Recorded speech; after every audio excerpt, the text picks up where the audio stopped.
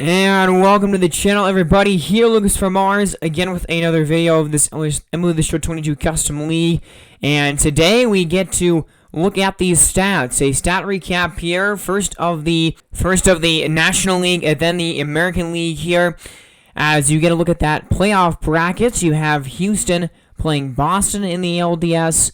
And on the other side, in the NLDS, the Salt Lake City Bees and the Indianapolis Arrows. Wildcard matchups: Kansas City Monarchs, Atlanta Crusaders, Mexico City Diablos, New York Honey Badgers, Seattle, and Nashville, the two top seeds in the league, and Nashville, the top overall seed in baseball going into the postseason. So here we go with the stat recap, and we're going to start with the Atlanta Crusaders here as we go into the pitching rotation of this ball club. And this team's ace, Jacob deGrom, had an impressive season to say the least. 217 innings pitched for him this year. And, you know, again, I don't know how these players improved or not with their ratings because it didn't, glitch there. It didn't show that to us. But, yeah, Jacob deGrom, 217 innings pitched this year, 158 hits allowed, 67 runs allowed, only 52 walks to 234 strikeouts. Believe that led the National League. We'll see that later on in the episode if that actually is true. But a 2.77 ERA and a 0.96 WHIP. I mean, this is his full season since 2019 because he struggled with the injuries the last couple of years. I mean, he is Jacob deGrom. It was just one of the best pitchers in baseball. A 5.9 WAR for him. So, a 9.68 K per nine. He's got a 10.58 K per nine throughout his career. You're looking at one of the best pitchers in baseball here. And, 2.74 fielding independent pitching. That's what FIP stands for there. But, yeah, one of the best pitchers in the league. And Jacob deGrom, just adding on to his legacy. He's got 1,739 strikeouts in his career. That whip sitting at just at 1 in his career. 10-6 record, so didn't seem to get the run support that you would really expect. But yeah, Jacob deGrom definitely had a great season and definitely had a great second half of the year as well. And then you go to Husker Uena, and we didn't cover Uena this season at all. We didn't see any of his starts, but he was really good this season. He's only 23 years old.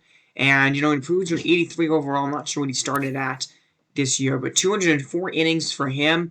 63 runs allowed. A 2.77 ERA. And a 1.18 WHIP. A younger pitcher here. I mean, that's impressive. Really not necessarily on the level of deGrom because he doesn't strike out as many hitters. But that ERA is sitting right at the same spot. So, definitely a good season here from this 23-year-old. The 3.5 WAR for him this season, and a 3.68 FIP. A career year, definitely, for Husker Uena in his early career. Yeah, and 14-5 record-wise, so these two top pitchers here for the Crusaders, really good. I think their pitching staff overall is pretty decent. You get to Frankie Montas here, and Frankie Montas wasn't as great this year. 182 innings for him, over 200 hits allowed, and 95 runs allowed. Yeah, that whip is really high at 1.45, 4.69 ERA.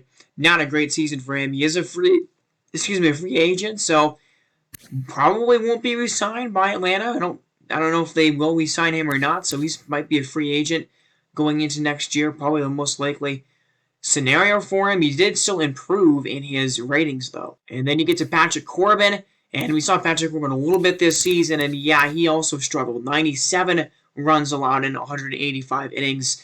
That whip also sitting at, 1.4 and 4.7 ERA. So these two pitchers, yikes, not great numbers for these two guys here. And then Casey Mize, the number 5 pitcher, and honestly not too bad. 24 years old, so he's a young pitcher here. 4.05 ERA and 1.28 WHIP. Definitely will take that from your number 5 pitcher. Not too bad numbers there. So top 2 pitchers, really, really good for this team. And, they go into this wildcard game with Jacob deGrom pitching there, headlining as their ace. Of course, that's going to be a huge benefit for them.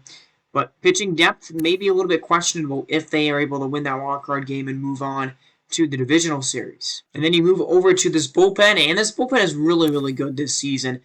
Felix Pena might be one of the worst guys that was there in this bullpen, a long reliever that pitched 127 innings.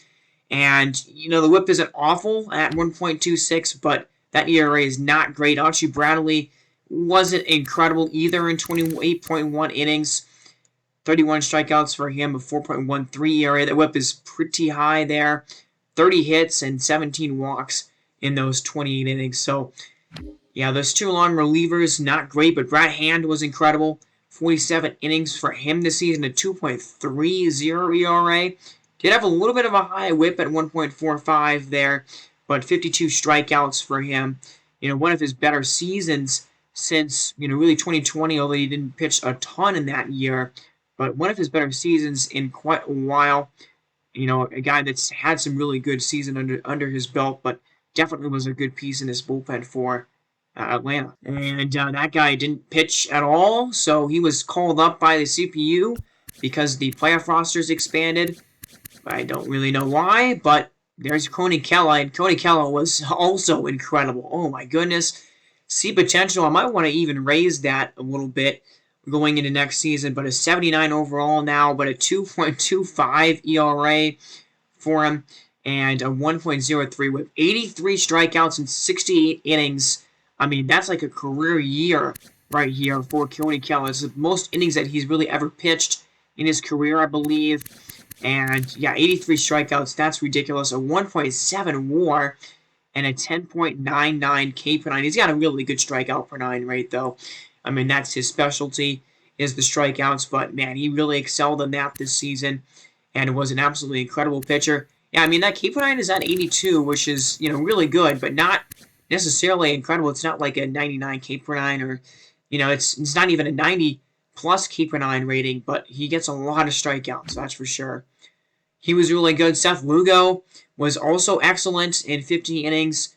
Exactly 18 runs in those 50 innings for him, a 3.24 ERA and a 1.32 whip, sitting at 490 strikeouts in his major league career, actually. And, he's gotten up to an 80 overall now. But, yeah, really good stuff. And then Eric Yarley, who was a trade piece that this team got, I believe, from the Columbus Cardinals. And, I mean, Eric Yarley had an unbelievable season, man. 54 innings, 39 hits, but only 12 runs allowed in 54 innings, 51 strikeouts, 1.99 ERA, and a sub-1 whip. I mean, that's ridiculous. He was really good in 2020 and really good in 2019, but that's limited sample size. First really full season out there as a relief pitcher, and he was absolutely ridiculous. So that was definitely a good guy to get for this bullpen for Atlanta.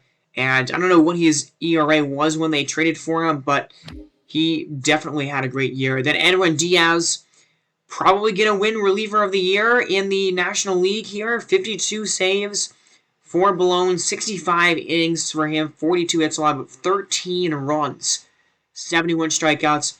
I mean, a 1.78 ERA and a 0.96 whip. One of his best seasons of his career. I know he was really good in real life this in 2022. His 2019 was ridiculous as well. So that's probably his best overall career season. But man, at 1.2 WAR, he's going to be signed for the next 3 years. He's one of the best closers in baseball. Yeah, man, that 2018 was ridiculous, actually. But yeah, this is really, really good. One of his best seasons of his career here. And, I mean, this bullpen for Atlanta is really, really pretty nasty going into the postseason. So that's going to be definitely something that you lean on. Of course, you want Jacob deGrom to pitch well enough that you don't really need to use a lot of your bullpen pieces. But, I mean, just look at this bullpen from Brad Hand onwards. It's really, really incredible. So that's definitely a strength of this team. I believe they have anybody that we really want to care about in the minor leagues, although there is Tyler Clippard. Reason that he was called down. I mean, not a good season for Tyler Clippard this year with a over 5 ERA. So now we go to the lineups, and this offense was pretty dang good. Akil Baddoo was good this season. He got hurt for a little bit 23 years old, a 79 overall.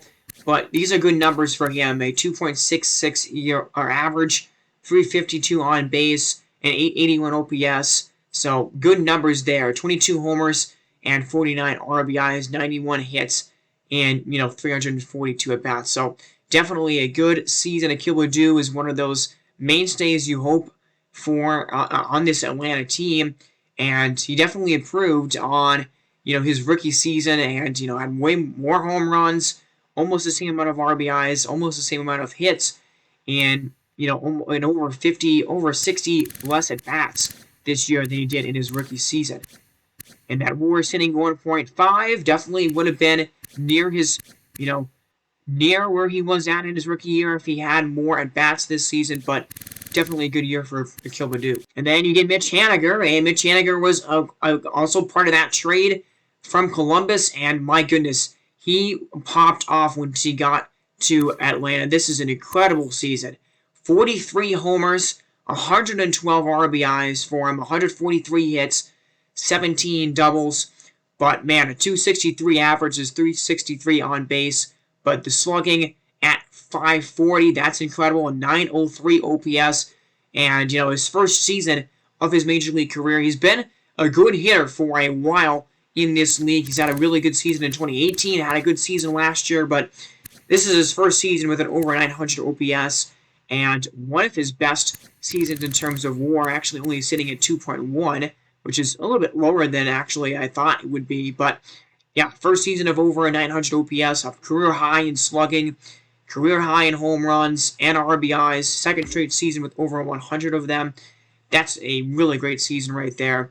And then there's Anthony Rendon, and, 31 years old, a guy that's in recent years kind of struggled to produce, but this season kind of got back to form a little bit. A 283 average for him, at 367 on base, and an 851 OPS with, 29 homers and 22 doubles. So I'll take those numbers from Anthony Rendon. That's definitely an improvement from, his 2020 and 2021 injury-riddled campaigns, but kind of back to what we are used to him doing in his major league career.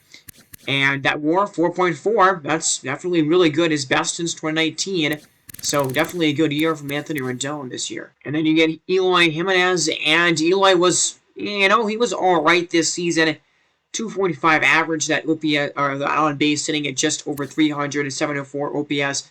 Didn't look like he improved very much in any of his ratings. I don't actually know if he did or not, but his overall didn't go up, or at least, until it stopped improving at some point this season. So, yeah, not necessarily the season that you wanted to see from him. Not a very good improvement from last year. Kind of this very similar season from a year ago. And, not a great year. You got Luke Voigt there, and Luke Voigt was surprisingly really good, actually. 28 home runs for him. I believe that's a career high for him. 60 RBIs, almost a career high, but 19 doubles and a 795 OPS. So, yeah, career high in homers for Luke Voigt this year. 329 on base.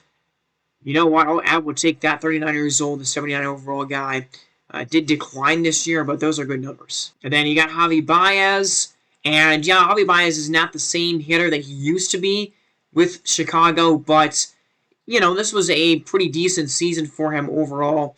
A little bit of a backstep, though, from last year, one of his worst seasons that he's kind of had in a while. He did have 30 doubles, but 21 home runs, continuing to decline in ratings, but a 251 average at below 300 on base is not great for him. And he's signed pretty long-term to this team, so they got to get some production from him for sure.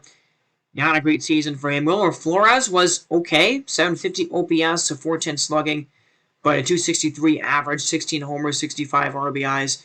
Honestly, not a bad season from Wilmer Flores. We'll definitely take that if you are Atlanta.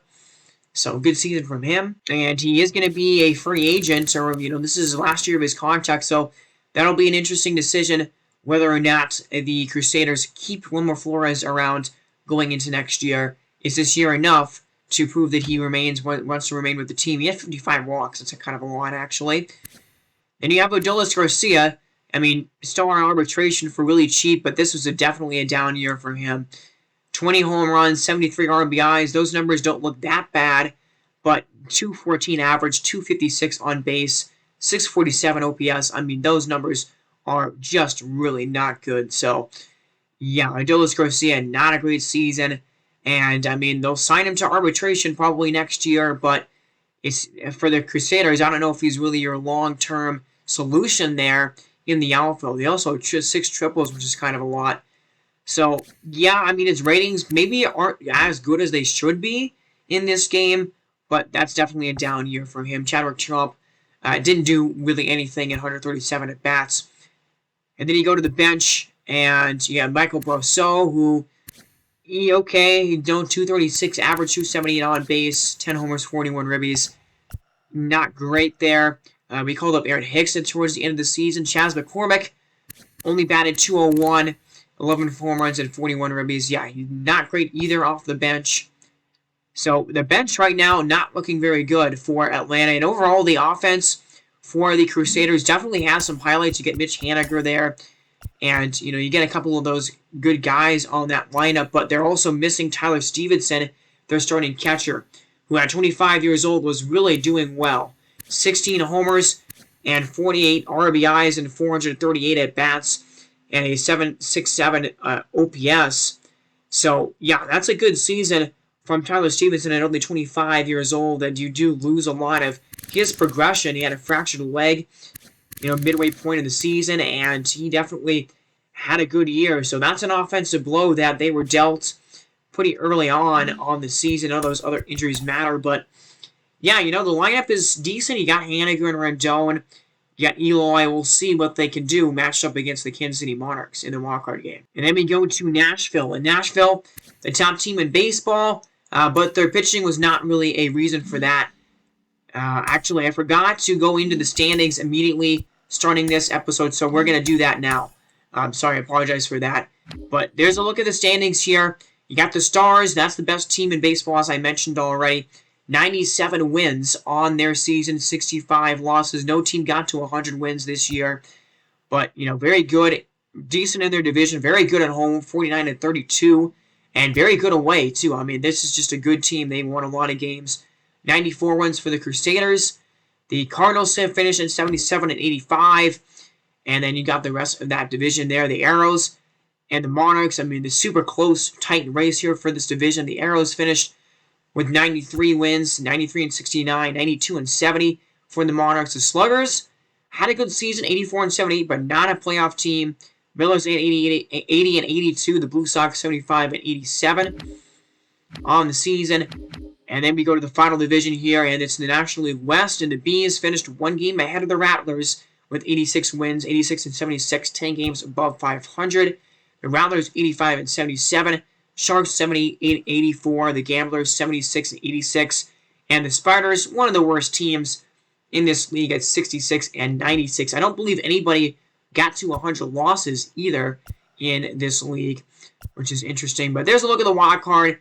And, yeah, it didn't really end up being that much of a close finish here for the National League wildcard. The Sluggers were 8 games back. Rattlers were 7 games back. But that's a look at the National League standings. And then the American League standings here. The Boston Barons, 92-70. Good season for them this year. Really good in their division at 46-30. Honey Badgers finished with 87-75. Firebirds, 82-80, just missing out on a playoff spot. The Expos, 500. Exactly 81-81, and the Wizards finished with 90-plus losses, 71-91 on the season. So, really good. American League East here, we almost saw 3 of these teams make the playoffs. And then the American League Central, you got the Raptors. They were the top team in the American League this year with 95 wins, 95-67 this year. 50 wins at home this season. That's really impressive. The Vandals sitting at 83-80.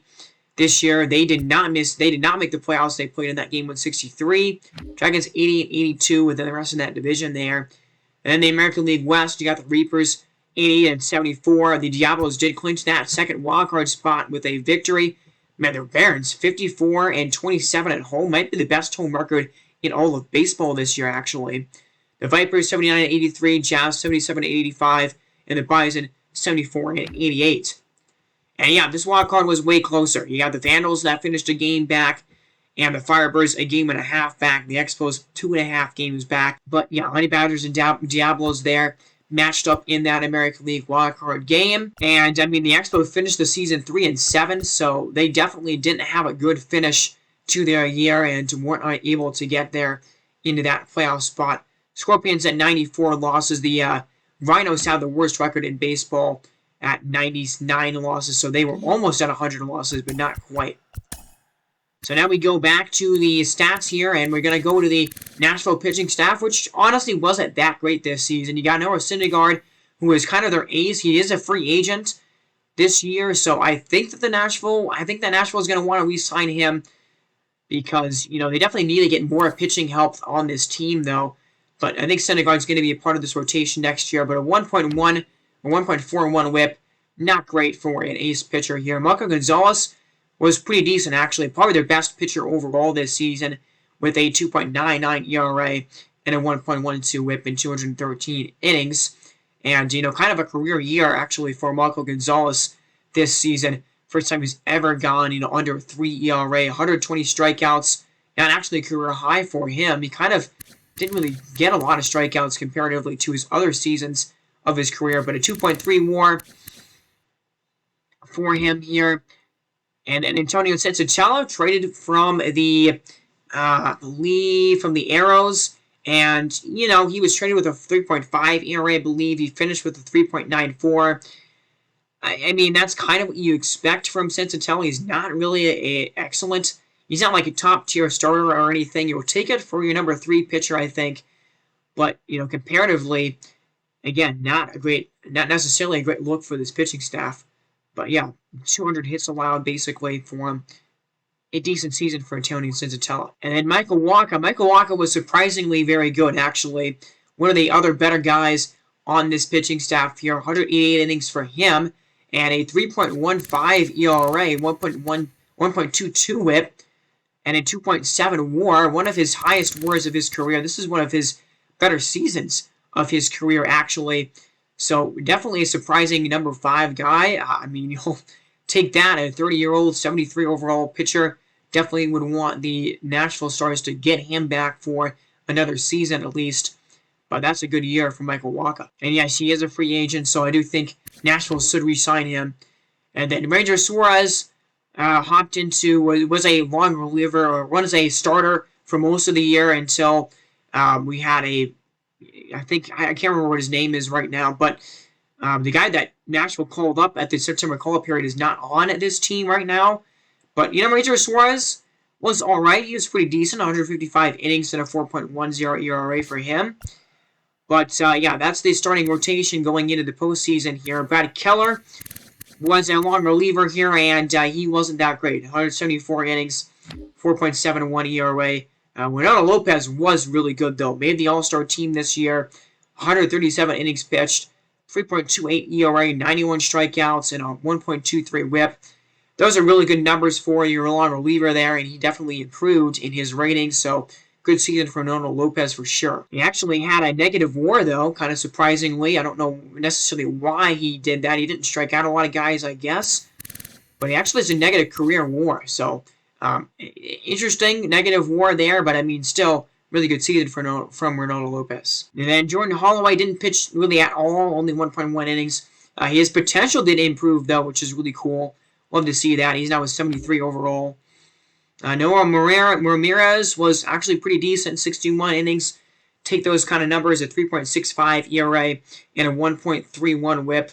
I mean, really one of the most innings that he's pitched in his career, and one of the better seasons that he's had as a big leaguer. So, you know, take those numbers for sure. Not a bad season for Noah Ramirez. And then Jimmy Nelson, yikes, only 31 innings for him this season, but really bad numbers. I mean, 1.80 whip, 5.4 ERA, 27 walks.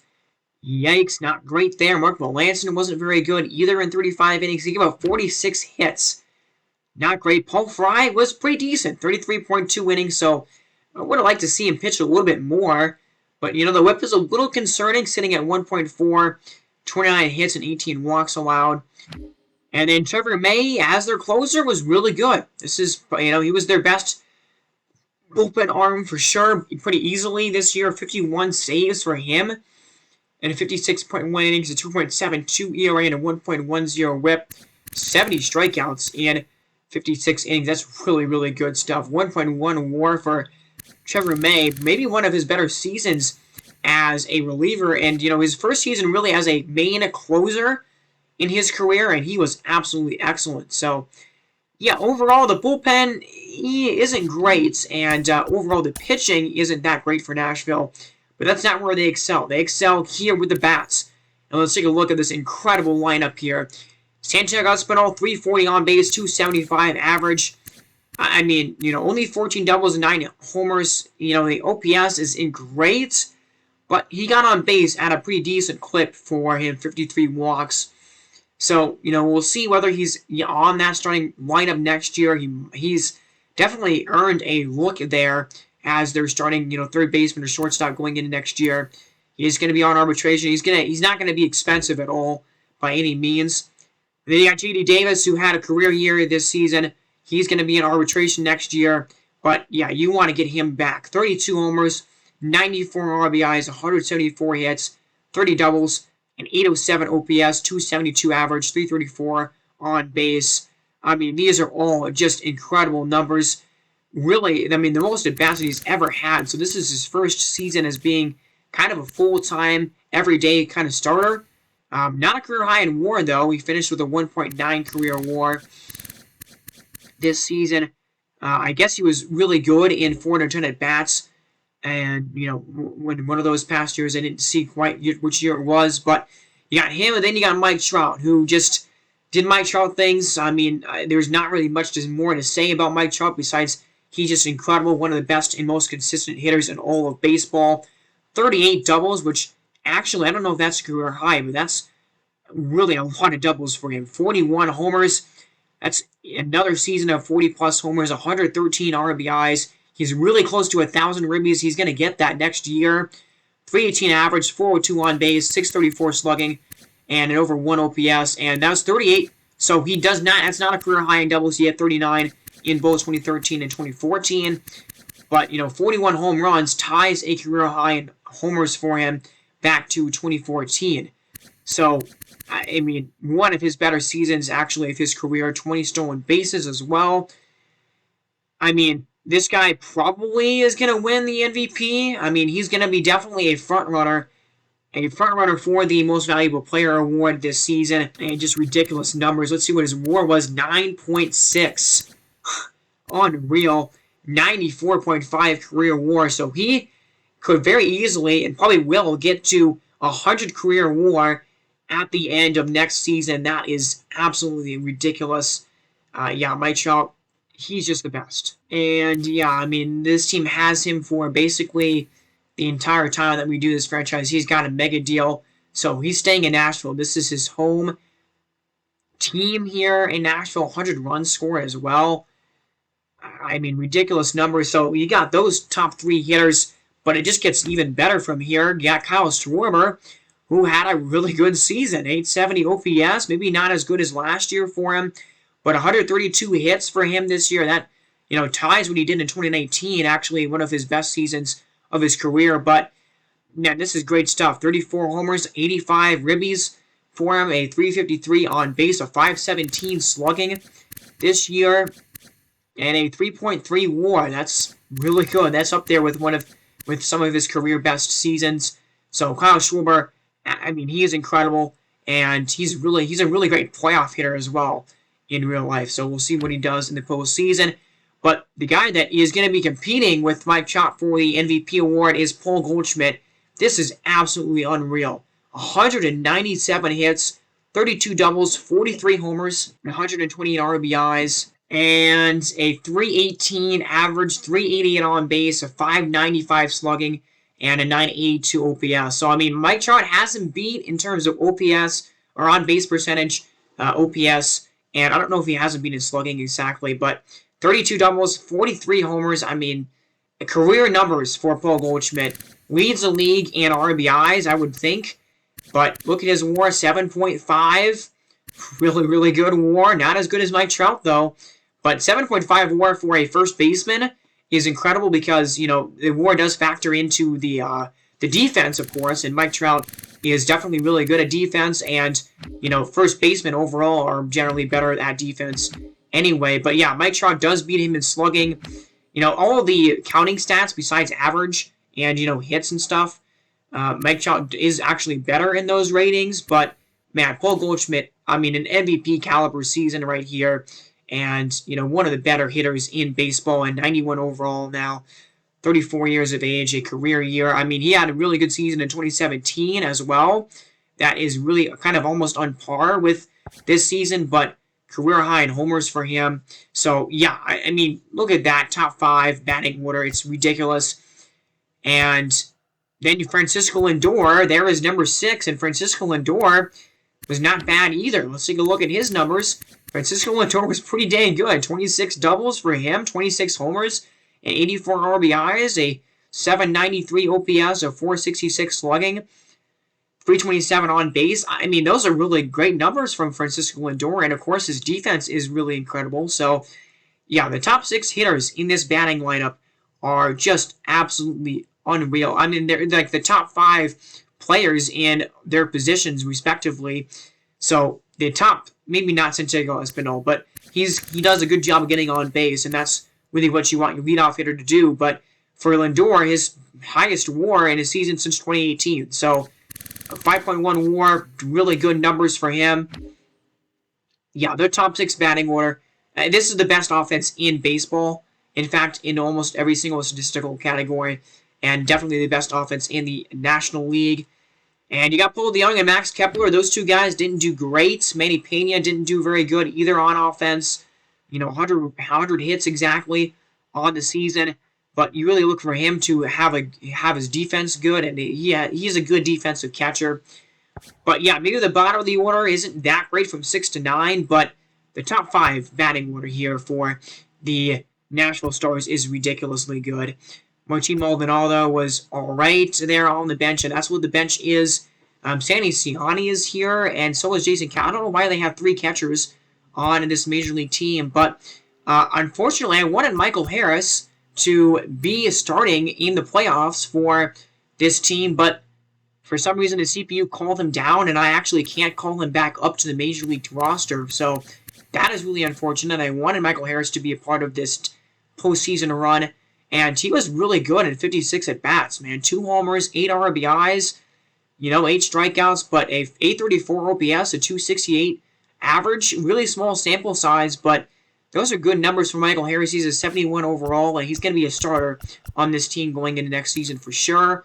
And maybe Brady House will be as well. He's an 18-year-old guy. He's only a 75 overall, but he didn't do that great since he got called up. 66 at-bats, only 1 home run, 4 RBIs, but a 227 average, only 15 hits for him. So, I don't know. I don't know if I want Brady House to be starting next year. I think he's going to be in spring training, and then we'll go from there. But Mackenzie Gore as well. I kind of wanted Mackenzie Gore to be pitching in the postseason, but I guess I'm not too upset that he's not. I don't really know if I wanted the CPU to call him down low necessarily, because he was pretty good in 30.1 innings, 34 hits allowed, 10 walks, 27 strikeouts, 3.26 ERA, and a 1.45 whip.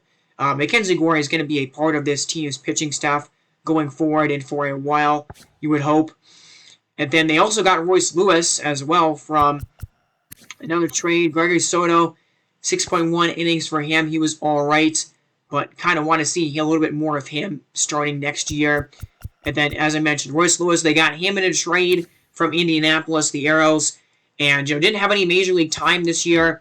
I don't know if he's going to be a starter next season. We might not have really room for him on that lineup, but we'll have to see. That team is incredible right now, and that team has a lot of good young talent, so the Stars are going to be good for a while. Now we move on to the Cougars here, and Luis Robert was probably their best hitter on this team besides maybe Justin Turner. 154 hits for him, 34 doubles. That's a career high. A 26 homer, 71 RBI season. So, this is like a career year almost for Luis Robert in terms of kind of those counting numbers. And 6.1 WAR. Wow, that's really good, actually. 24 years old, signed for the next 4 seasons. this is the young hitter here that, Charlotte is going to want to build around going forward. A really good season for him. And then Josh Harrison, considered trading him at the trade deadline. I didn't end up doing it, and I think it's okay that I didn't because he had just an okay season, 26 doubles, 7 homers and 48 RBIs. But the OPS sitting below 700. He's a free agent, so I don't see Charlotte re-signing him again. He's going to be on the market going into this offseason. And overall, just an okay year for Josh Harrison. Justin Turner was really good, though, and I definitely should have traded Justin Turner at the trade deadline. I don't know if I'm going to re-sign and trade him in the offseason for Charlotte. I might do that, but he's also 37 years old, so I don't really know how much trade value he really has at this point. And he's going to be going into his 37 age season going into next year. But, I mean, this was one of his better seasons here. 27 homers. He's done that quite a lot in his career, actually. 77 RBIs. He's had 27 homers 4 times, it looks like, in his career. That's kind of crazy, actually. But, 19 doubles, 162 hits. That's a career high, I think. But, yeah, really good stuff from Justin Turner. 4.1 WAR and, a 282 average, a 367 on base, 833 OPS. But, yeah, really good season. Then you go to Nelson Cruz, and, this is his final season in the major leagues. I'm not going to re-sign him to any team, and I think I'm just going to let him retire unless he doesn't, I don't think he's going to just retire on his own. He might, but it really probably his final major league season. 19 homers, 56 RBIs. Not great numbers for Nelson Cruz, just not a good hitter anymore at this point in his career at age 41. So he's not going to be on this team next year, and he's probably not going to be on any major league squad. A negative 2.4 WAR. Yikes. Not great. Delano DeShields, it was okay. Only had 36 runs. Didn't have a ton of at-bats, but he was okay. Jordan Lawler at 19 years old. I didn't like his season. He did not do very well. And I think going into next year, Jordan Lawler is probably going to start at AAA and just improve some of those ratings a little bit and get some better and more experience in the lower leagues because he just really struggled this season. It only had a 280 OPS or on base percentage and a 229 average. Roberto Perez was actually pretty decent here as this team's catcher. I mean, he's never been known to be an offensive hitter. He's got a career 681 OPS, but actually had his best season offensively for sure this year. 15 homers, 42 RBIs, a 2.9 WAR. That's his best WAR that he's ever had. Besides, he actually had 3.6 WAR in 2019. But yeah, career year for Roberto Perez hitting wise. And he is a free agent, so I don't see any reason for the Cougars to not want to re-sign him again after this season. He definitely showed a lot more offensively with the bat than he's ever had in his career. So, yeah, overall, not a great lineup here for the Cougars, and they did send Albert Pujols down to, I think they sent him down to like AA, so we'll look at his stats here in a bit. But Jacob Donningham wasn't great. I mean, the bench wasn't really good, and they called up C.J. Abrams for some reason. C.J. Abrams, I think he's going to get a shot to play on this team going into next year. A lot of this team is not going to be coming back.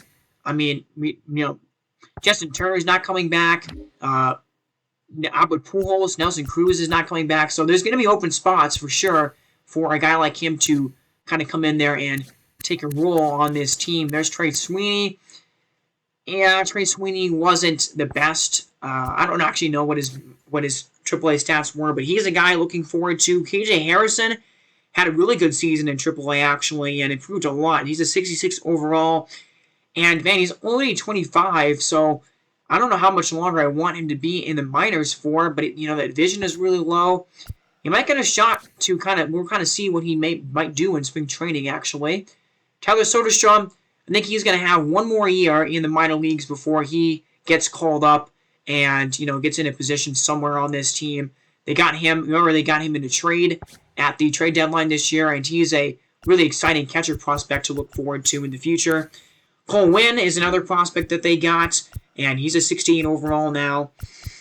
And there's Albert Pujols. Okay, so let's take a look at his numbers. We already showed you kind of what he did in real life and comparatively to his real life numbers here. But yeah, finished with 24 homers, 69 RBIs, a 234 average, 708 OPS. I mean, he did really good in his final season, actually, in the major leagues. But 703 home runs, 2,219 RBIs, 2,419 hits, and 689 doubles. Those are his final major league numbers there.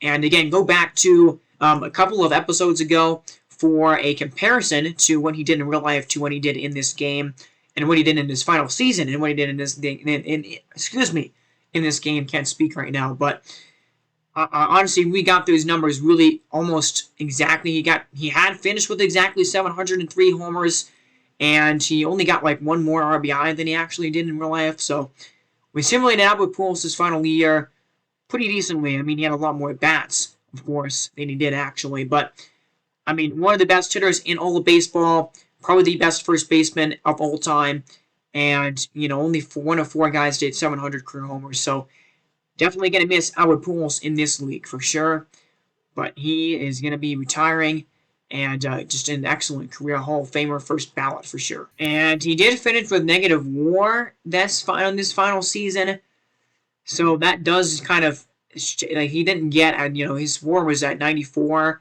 something in real life, so he did finish with a little bit of a lower WAR than he actually did, but 93.1 WAR, yeah, of course, that's still incredible, and that's still one of the best WARs that we've ever seen in this game. Overall, not a great lineup, a couple of standouts, but not anything spectacular. And here's Clayton Kershaw, and with Clayton Kershaw, I am going to have them re-sign Kershaw and then trade him, because probably should have traded him at the trade deadline. So Clayton Kershaw will be traded in this offseason here. And he had a really good season. I'm going to kind of get his stats up a little bit more, because I think he probably, I don't know how much he tanked in the overall rating, but he definitely went down quite a bit, I would assume. But yeah, his best WAR since, 2016, I think that was, but his best WAR in a while at 5.3, and he had an excellent season, man. 211.1 innings, a 3.11 ERA, and a 1.06 WHIP. I mean, these are the type of numbers that, we're used to really seeing Kershaw put up, and definitely no reason for Kershaw to tank in overall at all, because this season was really good for him. Not really one of his career best ones, but it's really fascinating to see, a guy that has a 3.11 ERA, and you're just like, that's just average. Just an average season for Clayton Kershaw, and it was one of the better seasons in the league. 174 strikeouts for him. And he's nearing 3,000. He's going to get there before his career is over. I mean, Kershaw, as much as I don't like the Dodgers, I have to admit he's one of the best pitchers of all time. There's Frambo Valdez, and Frambo Valdez was actually pretty good this season. 201 innings for him, 171 strikeouts, a 3.84 ERA, and 1.37 WHIP. Not nearly as good as he was this season before, but pretty good numbers. Carlos Martinez was actually really good as well, and he's a free agent. I do think that the Crusaders are going to re-sign him, but he was really good. And so was Nestor Cortez. 173 innings, 3.69 ERA, and a 1.26 WHIP, 148 strikeouts. Only 27 years old, a potential now. He improved that potential, and he improved his overall by quite a bit. 1.6 WAR, which is actually exactly what he had last year. But, he pitched a lot more innings, and his numbers were slightly down from that season, but really good stuff.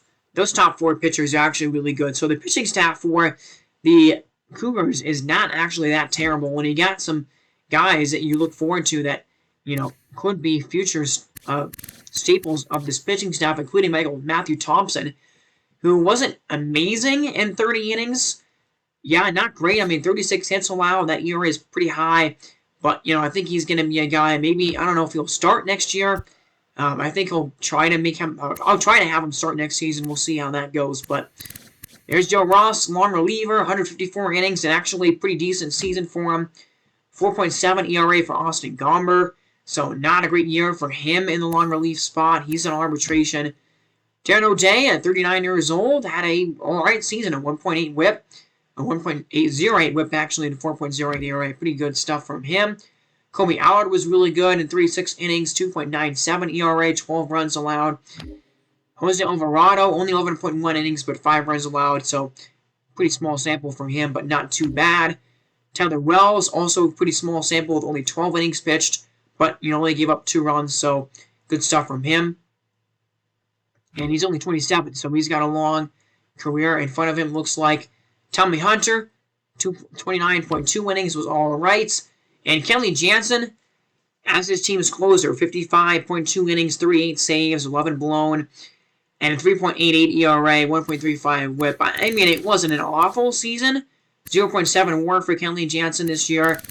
Not an awful season for Jansen, but not necessarily, anything exceptional. Kind of a down year compared to what he's kind of done in his past. He's one of the better closers in the league, and he's also a free agent. So I don't really think that it would be. I don't know. I don't know if the Cougars are going to want to re-sign him. If they do, he's definitely going to be a trade candidate for them going into the offseason, or they might just let him walk. Those are two guys that we were thinking about trading for sure in the offseason. We're definitely trade Clayton Kershaw, but actually pretty decent pitching there for the Cougars, but their offense just not very good. Then we go on to the Cardinals here, and Alex Manoah is their ace, and Alex Manoah was really good. 201 innings, 184 strikeouts, 3.5 ERA, and a 1.22 WHIP. Slightly worse than he did last year, but although he pitched nearly 100 more innings than he did the year before, 2.9 WAR. I mean, Alex Manoah is going to be one of the better pitchers in this league here very soon. He's already really good, and he's only 24 years old, and he's 90 overall already. So Alex Manoah is going to be a star pitcher in this league, that's for sure. Justin Verlander, wasn't that exceptional. 135 innings for him. He got hurt really early on in this season, and he's got 2 more years of his contract left, and not an amazing season. He's, of course, an amazing pitcher, one of the best of all time, but not a great season for him. Yusei Kikuchi was pretty bad. Yeah, that's not great, and he's getting paid a lot of money. Oh my goodness, he's getting paid over $10 million. That's not great, and neither was that guy, Hunter Green, 65 innings. But yeah, that's a good sample size, and he was really good. Okay, I like to see that. 22 years old for him, 63 strikeouts in 65 innings. Yeah, Hunter Green is going to be really good. He's going to be a staple pitcher for the Cardinals going forward. That's good numbers, man. I'll take that from a rookie pitcher there. I don't know if he's going to have rookie status going into next year or not. But Zach Littell, not amazing, and all those innings. Mark Petit was really good actually, and 101 point innings for him, 2.74 ERA and a 0.89 WHIP. Probably should have traded him, honestly, at the trade deadline. I didn't even really look at relievers to trade very much, but 37 years old, and in his final year of his contract, I definitely should have looked at trades for him, because probably would just let him walk in free agency. But, this is really a career-high season for him. Almost a career-high in innings pitched. But, career year for Yasmani Petit, actually, out of the bullpen this year. And then Ryan Brazier was all right, pretty decent at 63.1 innings with a 3.84 ERA. He's also a free agent. And, at 34 years old, just good relievers are kind of hard to come by. So, probably we'll sign him back. Julius Carrera was not bad, 3.99 ERA. 76.2 innings. So, honestly, this bullpen right now, not very good. Remember, they had Eric Youngley for the first half of the season.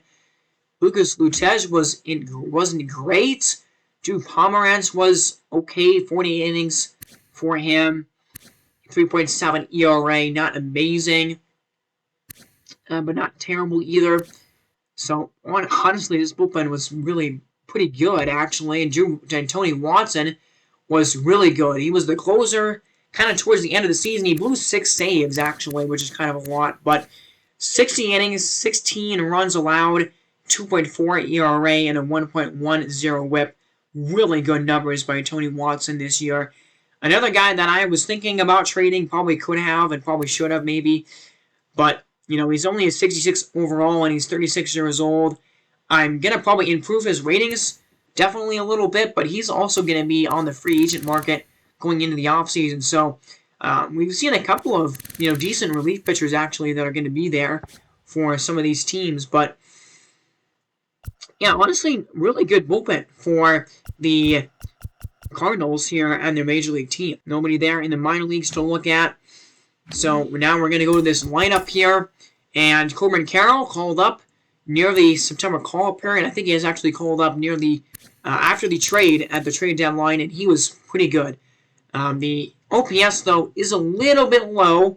He only had a 330 slugging. He only had one home run and 191 at bats. I mean, he should be a staple, though, of this team going forward. He's, super young and pretty decent already.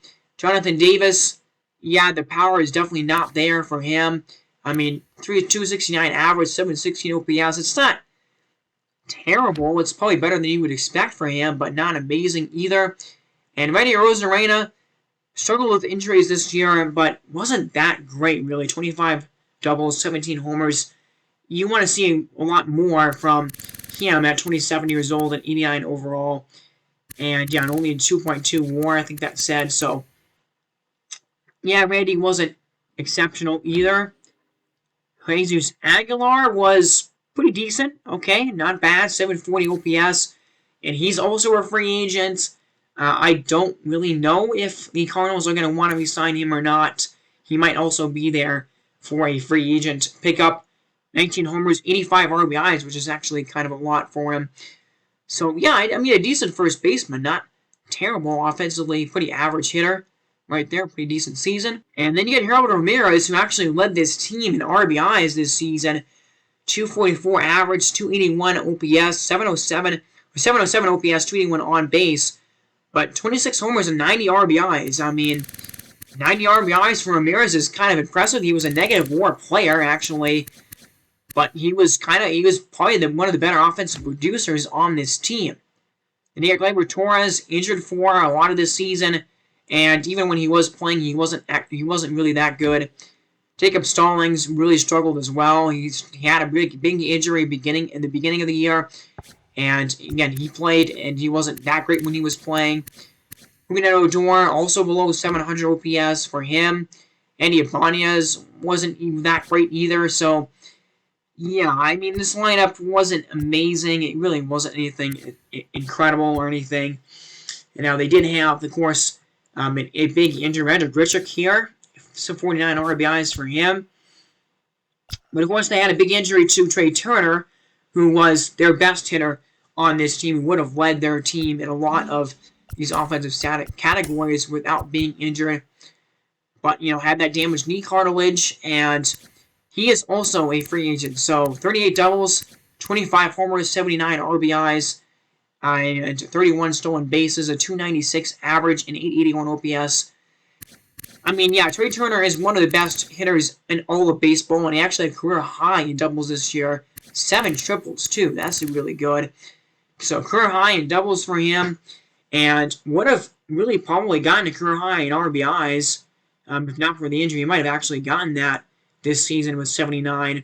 Finished the year with a 7 WAR. So, really good. That is a career high in WAR for him. So, yeah, Trey Turner had a career season, basically, besides even with the injury, but he is on the last year of his contract. So, yeah, I don't know. Trey Turner might be the best and biggest free agent guy that we have going into this offseason here. We'll see. I mean, the Cardinals are going to offer him a pretty big contract, I would expect, so he might re-sign with the Cardinals, but we might see him in the free agent pool.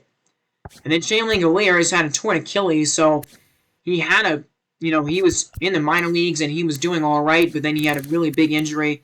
And, he's a guy that I think this team will look forward to as a prospect for them going into the future. Same thing with Jordan Walker there in the outfield for them. They got him in a trade this season. So we move on to the Rhinos here, and here's Gene Segura. And this team was pretty bad. I mean, the worst team in baseball. And Gene Segura was just okay. 694 OPS, 12 homers and 44 RBIs. Not amazing at all. 3 WAR, though. I mean, that's pretty good. That might be a career high in WAR for him, actually. 29 doubles, so yeah, not bad. He is going to be on the last year of his contract going into next year, so possible trade candidate here for the Rhinos going into this offseason. Jose Iglesias, 12 homers, 50 RBIs, 685 OPS, 298 on base. So, yeah, not an amazing season. 33 doubles, and he's going to be a free agent. And I don't see this team re-signing him. I don't think they really need to, so he'll be a free agent. Freddie Schmidl is there, and he was all right. 319 on base, 750 OPS, 16 homers, 61 RBIs. One of the better hitters on this team, probably, but still, just an average season for him. 1.3 WAR, not anything incredible. And Eddie Rosario, actually, probably one of the better hitters on this team. He actually had a really good season. 156 hits, 31 doubles, 5 triples, 19 homers, 78 RBIs, 272 average, 315 on base, 758 OPS. Yeah, I mean, that's a good season, man, for Eddie Rosario. 30 years old. He's, on the last year of his contract here, 1.4 WAR, and he's going to be on the last year of his deal. And I definitely think that the Rhinos will look to trade him in the offseason. Definitely a really good trade candidate for Richmond. And now we move on to Cody Bellinger here. One of their better outfielders, one of their better players on this team overall. And he had a pretty decent season for them. 26 homers and 79 RBIs. 153 hits, that 253 average, and a 759 OPS. So, Bellinger started off his career one of the better hitters in baseball. Kind of tailed off a little bit in his last couple of seasons. Just haven't been very good. Negative WAR season last year for him. But this year, kind of a return to form for him. He's back up to a 3.8 WAR season this year. So, pretty good season for Bellinger. One of their kind of more long-term players on this team, I think, going forward. Got Luis McGuire here, was their starting catcher and was not very good at that spot. Nick Ahmed was not really a starter. And, you can tell why this team was just struggled this season. Their offense is just not very good. Bellinger and Rosario are probably the two best hitters on this team, but just not a lot of talent there to speak of, and their bench is pretty non-existent here. So there is Joshua Baez, who shouldn't have been called up, but either way, he's up there. And then they also have Luis Campusano, who is, 23 years old. He'll probably be this team's starting catcher next season. He did have 150 at-bats this year, batted 240 with a below 600 OPS, so not a very good season for him in those at-bats. But, yeah, he'll get a chance to be the starter next season at catcher, likely. Marco Luciano is also another kind of top prospect that this team has. He's probably a year away, I would say, from being in the major. So there's some minor league talent here, but really not a lot of major league talent. Let's go over to the pitching side, and clearly the best pitcher on this team is definitely Walker Buehler, and one of the better pitchers actually in baseball here. 221 innings pitched with a 3.26 ERA and a 1.09 WHIP. I mean, those are actually really good numbers. He had an 11-14 record, though, because this team was so bad behind him. But 3.3 WAR pitching this season, 186 strikeouts. So, yeah, he's definitely an ace to build around. He's only 27, and they have him for a while here. They have that contract extension with him, so he'll be a guy to build around for sure. And then Lucas Giolito. I forgot that this team's pitching is actually pretty good and decently good and pretty young. Giolito is only 27 as well, and Lucas Giolito had a 3.88 ERA this year with a 1.24 WHIP. So slightly worse ERA-wise and WHIP-wise than last year, though he did pitch 30 more innings this season, but overall decent for him. Jose Urquidy was actually really good. Super solid. We didn't pitch with him at all in this season, I don't believe. I kind of wish that we did. 206 innings, only 128 strikeouts, but, man, a 2.53 ERA and a 1.02 WHIP with a 2.8 WAR. That is a really incredible season right there from Jose Urquidy, a career year for him. And, he's only 26 years old, and that probably should bring him up to a potential boost there. I probably should give him that because that was really good. Madison Bumgarner wasn't bad in 190 innings and below 4 ERA and a 1.26 WHIP. So I'll take those numbers. Still got him for 2 more seasons. And, he puts up another year like that next year. Definitely a trade piece potentially for this team. And then you got Tyler Anderson, and he was really bad. And Tyler Anderson's not going to be going back to this team, I don't think. But, overall, those top 3 guys, Buehler, Giolito, and Akiti are all fairly young, you know, below 30 years old, and they are guys that really could be counted on in the future on this team. You get Hector Santiago, you know, had a decent season, but is only like a 69 overall and is on his last year of his deal, so we'll see what they do with him. Brusdar, remember they got him in a trade with the Reapers this year. 60 innings, a 4.05 ERA, and a 1.12 whip. I mean, not terrible numbers at all there from Brusdar, so we'll see if he can continue that. So those are decent numbers there. Jordan Hicks was just plain awful. 24 innings, he gave up 19 runs and 17 walks. That's really bad. Wander Suero was really good, though. 4 runs allowed in 17.1 innings. Not sure why they didn't pitch him more. Pedro Strop was actually really good. Man, 62 innings for him this year. He is also a free agent. But 10 holds, 3.48 ERA, 1.26 whip. I mean, a guy has 62 strikeouts. He'll probably be a free agent. You know, he's 36, so I don't really think that this team needs to re-sign him. Clay Holmes was pretty decent, although the whip is pretty high there at 1.5. But, you know, the ERA at 3.53, not awful. And then Craig Kimbrell was okay. He was just all right there. 3.43 ERA, 6 blown saves, only 32 total saves. Yeah, I mean, 57 strikeouts. He actually had 100 strikeouts last year. That's ridiculous. So, yeah, probably not really what you expect from Craig Kimbrell. Not awful either. But honestly, not a terrible bullpen here that this team has. And then, of course, they also got Andrew Painter from that trade as well. And I'm not sure what Andrew Painter did when he got traded. I think he was slightly worse after the trade. But, you know, that's still an 18-year-old pitching prospect there. And then you go over to the Chicago Blue Sox here, and you have Garrett Cole, who's going to be up there for Cy Young. And, you know, 231 strikeouts for him this season, 3.05 ERA, and a 1.20 whip. I mean, no surprise, Garrett Cole is one of the best pitchers in baseball, and he definitely had a impressive season this year. 5.3 WAR, that's actually his highest WAR since 2019 when he was with Houston. So, yeah, I mean, this is, you know, typical over 5 WAR season for Garrett Cole, over 200 strikeouts. So, yeah, definitely one of the better pitchers in the league. And then Luis Garcia was not great there. Okay, Danny Duffy wasn't very good either, with a 1.48 whip. He's a free agent, probably won't sign him back. Matthew Boyd was actually pretty good, 3.53 ERA, and I would say Blue Sox are probably going to take a chance and sign him again. 1.17 whip for him. Only 161 hits allowed and, you know, almost 200 innings. And then Jordan Lyles wasn't great. I mean, this pitching really wasn't very impressive outside of Garrett Cole. Just not a great pitching staff here. And then you go to their bullpen. And there's Austin Pruitt, who was ridiculous, actually. 110.1 innings, 26 runs allowed, 2.12 ERA, and a 1.11 whip. That is incredible. Those are great, great numbers. One of the better long relievers in baseball. I believe he made the All-Star game, I would think. I'm not 100% sure about that, but man, those are some great numbers right there from Austin Pruitt in a lot of innings. And then you got Jake Faria, who was also pretty decent there. 3.5 ERA for him.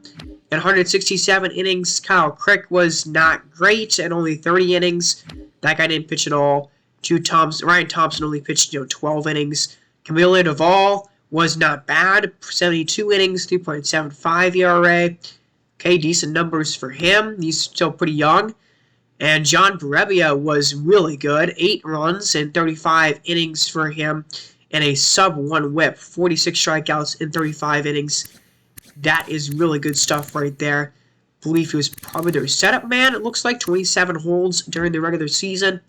And then you got Devin Williams, who declined in overall for some reason this season, even though he had 42 saves and was really good, and 40 innings this season with a 2.7 ERA. So I'm going to go on there and kind of update those stats, because Devin Williams, there's no reason for him to decline this year. He had, maybe not as good, definitely not as good of a year as last year was for him, but still, those are really good numbers for your closer. So yeah, overall, really good bullpen there on this team here.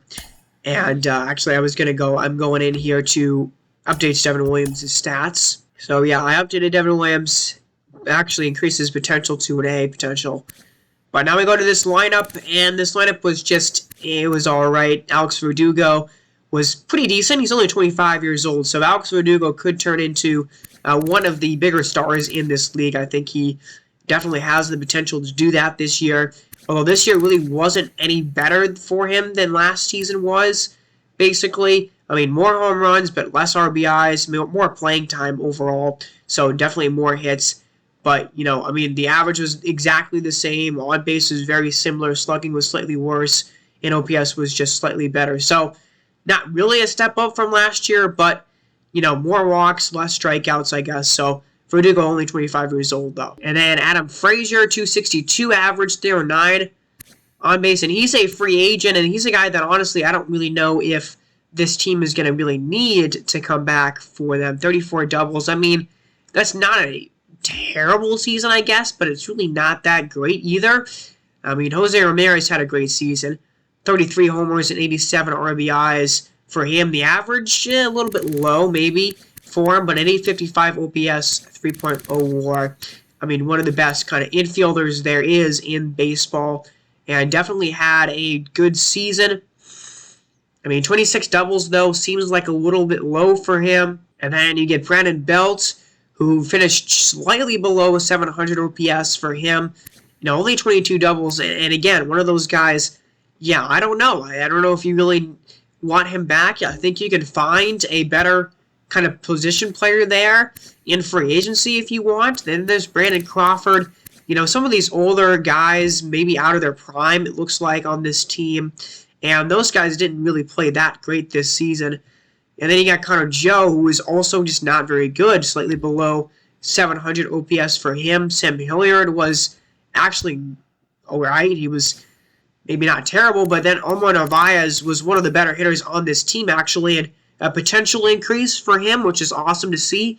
And he's now up to a 79 overall, and he really did have a pretty decent season here. And an OPS of over 800, a 4.7 WAR. That's pretty easily a career high for him by like 2 total WAR. I mean, yeah, this is a good season for him. Career highs in everything, in all these statistics. 15 homers, 39 RBIs. He probably was hurt, it looks like, at some point this season, so his playing time wasn't maybe up to par with what he usually would do, but still, had a really good season. But yeah, overall, I mean, the offense is just, it's struggling a little bit. It's not really extremely great. And then you got Jonathan Villar, not very good this year. Corey Dickerson absolutely was terrible this year. He sucked and, was starting most of the year, but had to be called down because he was just playing so badly. You got a guy like Jake Cave, who's a, slightly older guy, only 70 overall, but this team doesn't really have any prospects to speak of there. So we'll see what they do in the offseason. And then you go to the Monarchs. This team, going to be in the playoffs here, and they had a really great second half of their season. And, this team's got a good lineup here for sure. Chris Taylor kind of struggled a little bit, though. I mean, as a leadoff hitter, you would expect more than a 246 average and a 338 on base percentage. Only 20 home runs. I mean, the extra base hits. Now, he did have 7 triples, so he did actually end up having kind of a good slugging percentage there at 434, but, not an awful season from Chris Taylor, but probably could have been better. And then Brandon Nimmo was very good this season, man. He just gets on base like crazy. 387 on base percentage for him. 7 triples as well. 19 homers and 77 RBIs, a 296 average, 866 OPS. I mean, Brandon Nimmo had 3.7 WAR, actually one of his highest of his career since 2018. Yeah, Brandon Nimmo, I mean, he's a glitch in franchised for me. Like, he just gets on base at an insane rate. Now, he did break a streak of 2 years in a row that he had 400 on base percentage. So, I mean, a career of 391 on base for him. Yeah, he just knows how to get on base, man.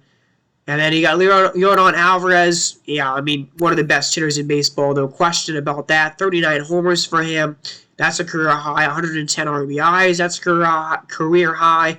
Career highs in all those stats, basically, for a full season.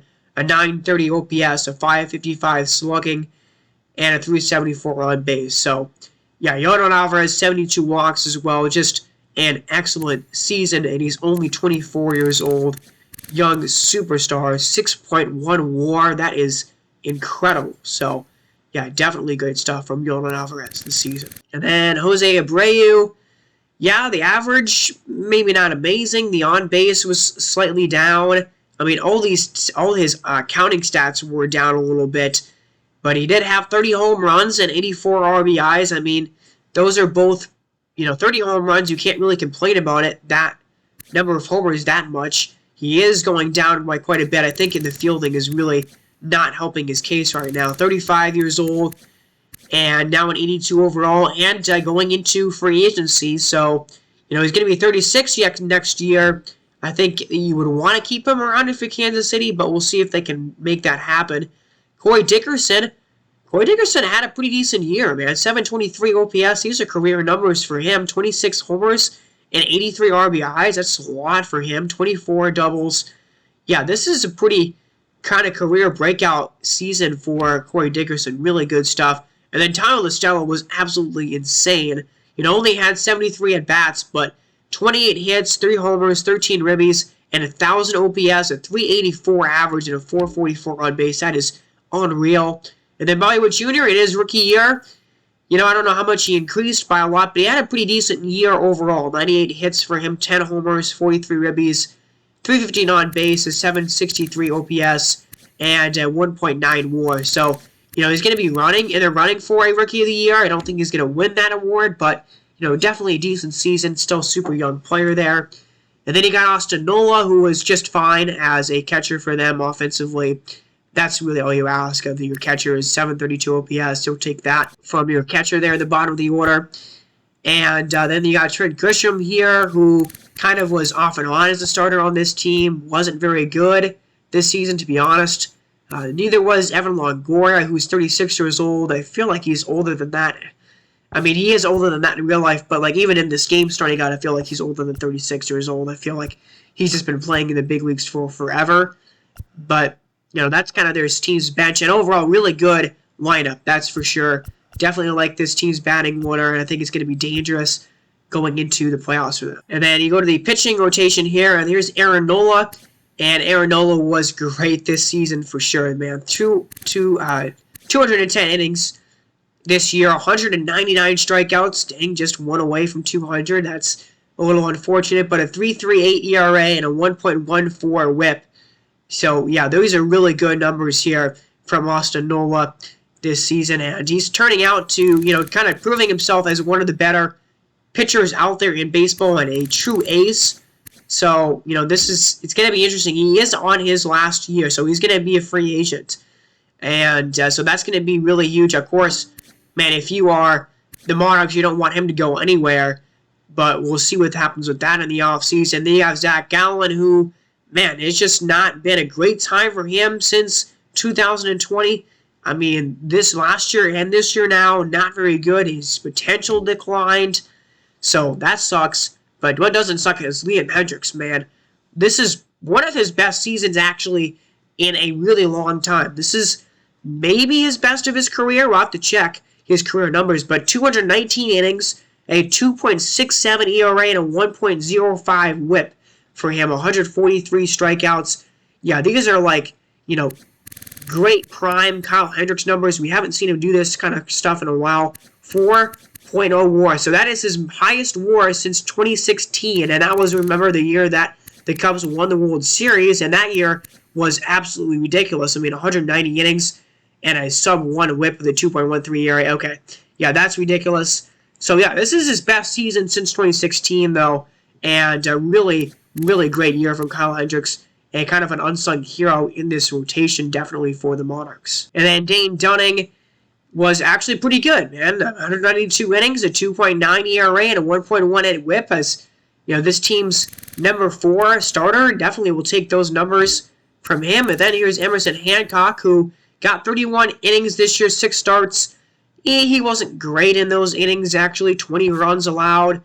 I mean, it's really more about his experience. He's a 72 overall. He's going to be a full-time starter next year, so we'll see how that goes. But I kind of is changing up this pitching rotation for the playoffs. Definitely want Kyle Hendricks there, pitching number 2. And then you go to the bullpen, and here's Joe Piamps. It was pretty good at 100, innings there. Cole Irvin was okay. Andrew Chafin was okay in 43 innings. Tim Bastar, as a rookie, actually was really good, 57.1 innings for him, and a 2.83 ERA. So that's good numbers for the rookie there. And then Zach Davies didn't pitch at all. Dylan Floro kind of struggled. 34 walks to 77 hits. Yeah, that 1.51 whip is not very good. Mike Myers was really good, though. 19 holds, 59 innings for him, a 3.02 ERA. One of the more reliable guys there. In the bullpen, and then Colin McHugh was his team's closer. He did have 8 blown saves, but, 49 saves total this season and 49.2 innings. 40 strikeouts, a 3.62 ERA, and a 1.07 whip. So, yeah, blew maybe a little more saves than you would have liked to see him blow, but overall was a good season for him as his team's closer. And I don't really think that they have anybody there in the farm system to worry about, but a good starting lineup and a decent bullpen is what this team has. So we go to the St. Louis Sluggers here, a team kind of just missed out on the playoffs, and there's Lance Lynn, who got absolutely tanked this season. I'm not sure what he started at, but he's now only a 76 overall, so definitely want to go in and improve him a little bit on his ratings, because this year wasn't amazing necessarily, but it wasn't awful either, a 3.7 ERA. Maybe it's not numbers that you want from your ace of your staff, but definitely Lance Lynn did not have a bad season by really any means. So I'll definitely go in and adjust that. Yu Darvish, this is kind of an older rotation regardless on this team here for St. Louis. You got Yu Darvish, who was also pretty decent. Similar numbers, actually, to what we saw from Lynn. Eduardo Rodriguez was pretty good, though. He had 190 innings and, 3.05 ERA and a 1.15 whip. So those are good numbers for Rodriguez there. Joe Ryan, Tristan McKenzie, those guys didn't do great. So, yeah, this pitching overall was pretty average. It wasn't like anything really that crazy. So you go to the bullpen and you got David Price, who, as a long reliever, okay, numbers, I'll kind of take that, I guess. Carlos Carrasco was all right, but Justin Wilson was insane. Oh, my gosh, 42.2 innings, and he gave up 6 runs. That's crazy, 1.27 ERA.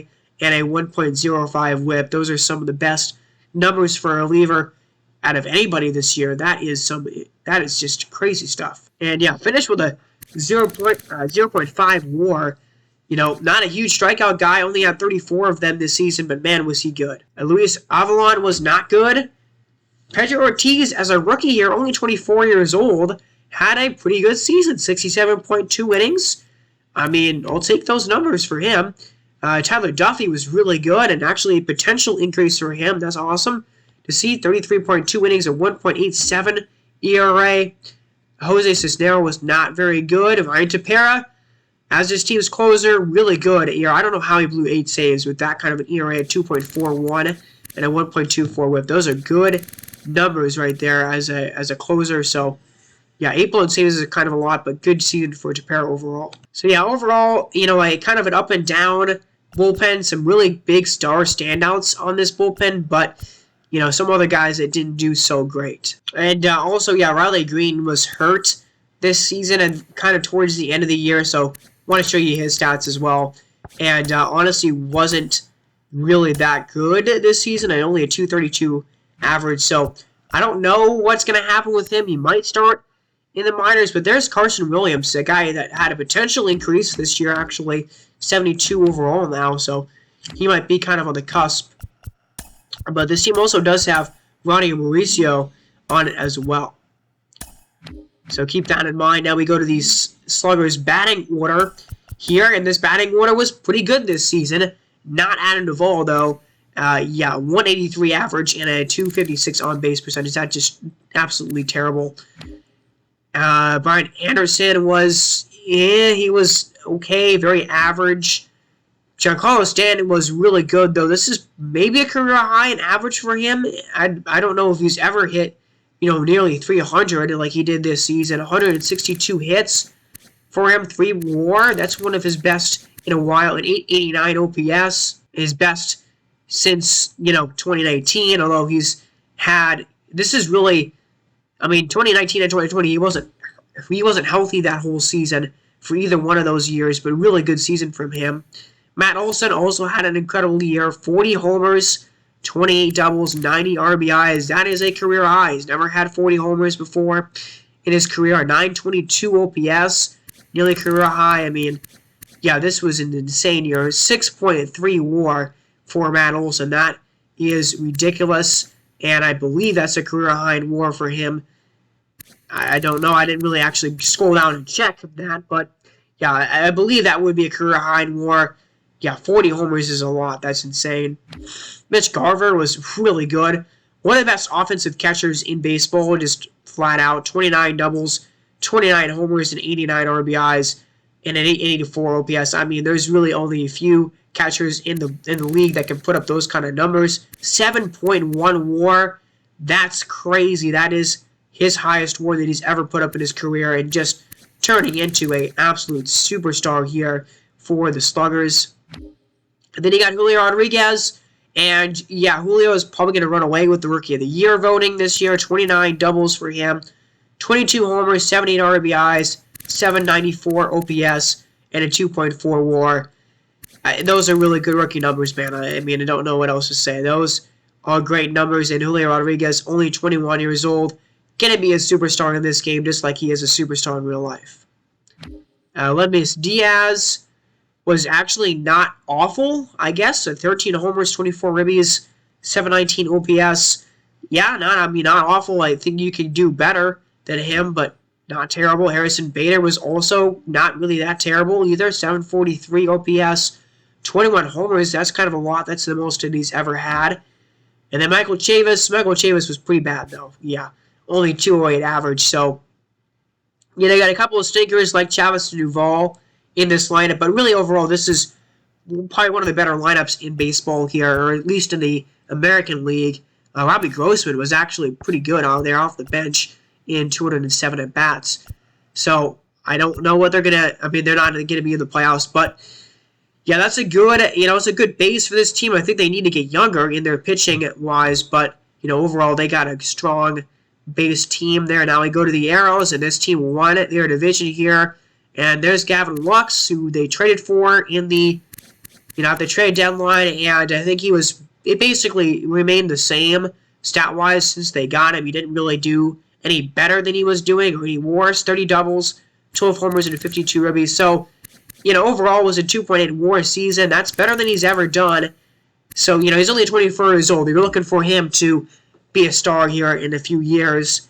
And then there's Dominic Smith here. Remember, these are a few guys that I called up kind of towards the end of the season. Dom Smith did all right since in his time in the majors. And then you got Vladdy. And Vladdy was, of course, incredible. We all expect that. 44 homers, 110 RBIs, 286 average, and a 917 OPS. I mean, as crazy as it is, this is a kind of a step back from what he did last year. But, of course, what he did last year was just absolutely insane, and you can't expect him to replicate it every year. But Vladdy is, only 23 years old, 5.3 WAR, just one of the best young superstars in the game, and he had another just incredible season. He is, he's just establishing himself as a superstar here in this league already. And then you got Cedric Mullins, and Cedric Mullins had a really good season. He had an amazing year last year, and in some ways he made it even better. He had one less hit, but one more double. He had 2 more triples. He basically had the same amount of RBI or home runs, one less, and had more RBIs, but a 6.6 WAR. That's slightly down from 6.8 last year. But these are really similar stat lines from from last year to this year for him. But yeah, over 100 RBIs for the first time in his career. That's really awesome to see. And then you have Josh Donaldson, an 81 overall now, got kind of tanked, but really had a good season. 832 OPS, 24 homers, only 61 ribbies, which is kind of low, it seems to me. But he walked 90 times, actually. He had a 3 WAR. What was his on base? It was 379. That's really high. That's probably higher than he's really ever done in his career. And then you got Mark Canha, and Mark Canha had 3 homers this year, a career season for him. 32 doubles, and, a 1.8 WAR. I thought WAR is actually slower than I thought it would be. But, a near 800 OPS for him, 87 ribbies, that's a career high. So, yeah, Mark Canha was great this year.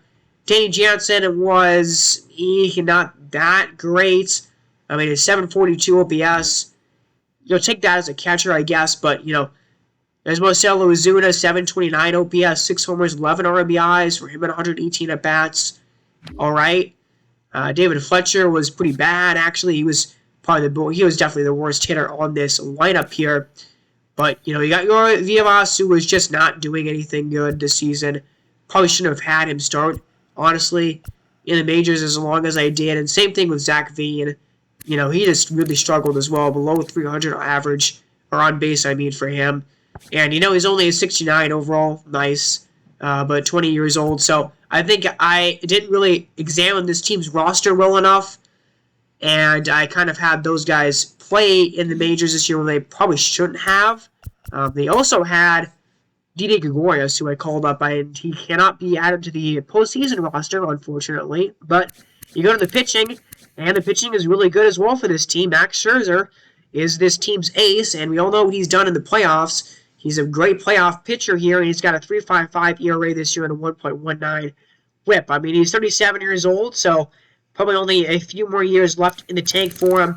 And this was an overall pretty decent season, 2.5 WAR for him this year, 183 strikeouts. So good year for Max Scherzer, and there's a look at that year compared with all of his other ones. And then Dustin May was also really good, 3.23 ERA on 195 innings, 1.27 whip.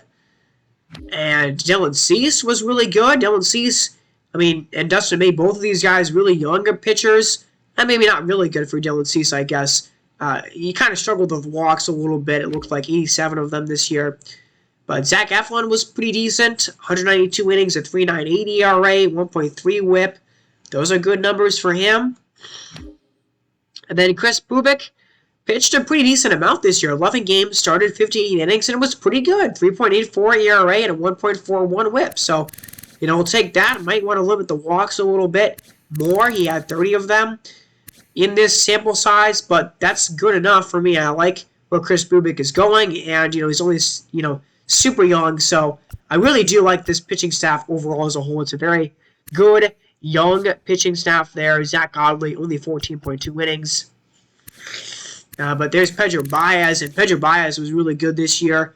1.04 ERA and a 3.36 whip. Bryan Abreu only had 14 innings, but only gave up 4 runs in those innings. And, he's had a really good postseason career, so we'll see if he can keep that up these playoffs. There's James Caprillion, 115 innings and a 3.89 ERA for him.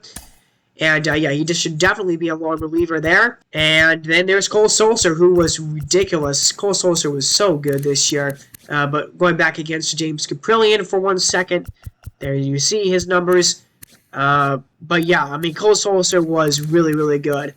2.24 ERA, a 1.12 whip in 64 innings. Only 49 strikeouts, but only gave up 9 runs.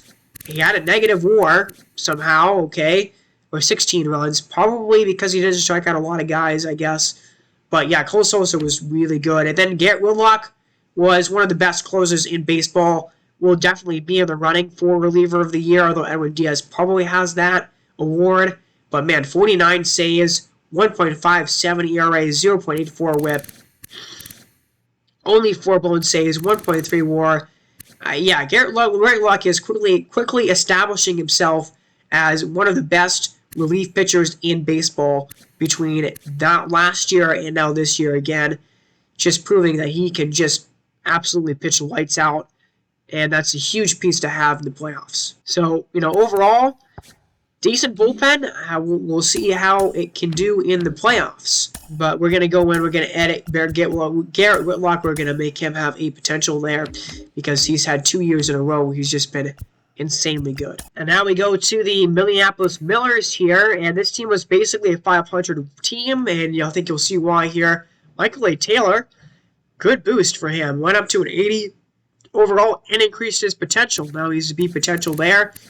And I don't really know. I mean, like, that's not awful season, I guess, but not really that great either.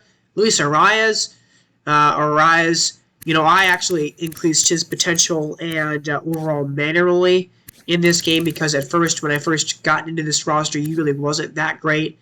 And he honestly didn't really have that great of a season. But there's Fernando Tatis, and Fernando Tatis did have a really good season.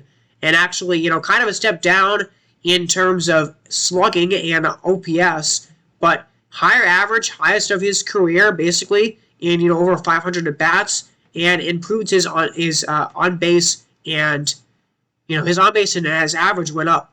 34 homers, 92 RBIs, 37 doubles. That's a career high for him. 37 doubles is a lot. 4.9 WAR. That's a career high actually.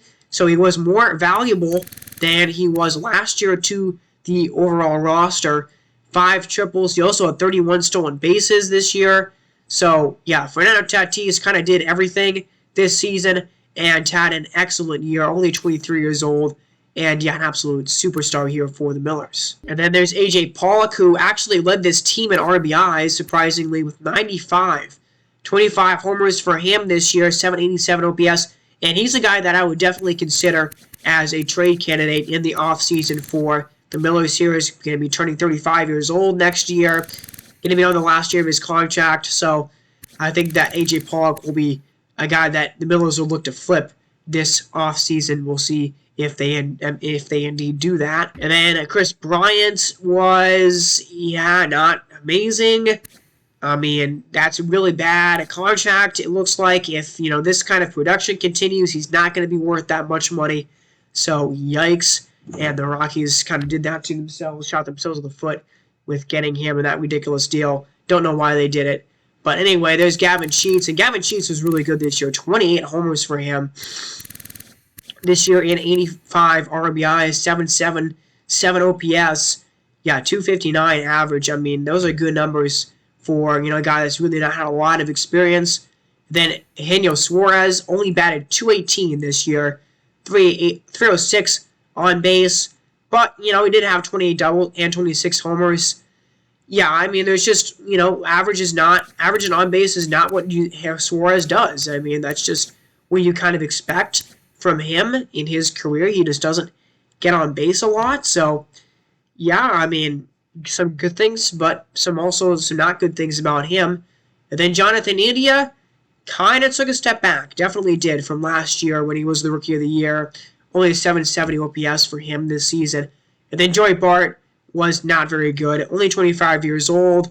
I really hope he turns into something. In our last franchise, Joey Bart never developed, and he was just pretty awful for the entire series. But we'll see if he can develop in this franchise. But yeah, overall, it's just kind of an average lineup here, and that's definitely the theme with this team. And yeah, not a lot to speak of in the minor leagues either for the squad. And then in the minor leagues, you go the major leagues pitching here. You go to Kevin Gausman, this team's ace and one of the best pitchers this season. 2.79 ERA, 1.07 WHIP, 212 strikeouts. That's a ton.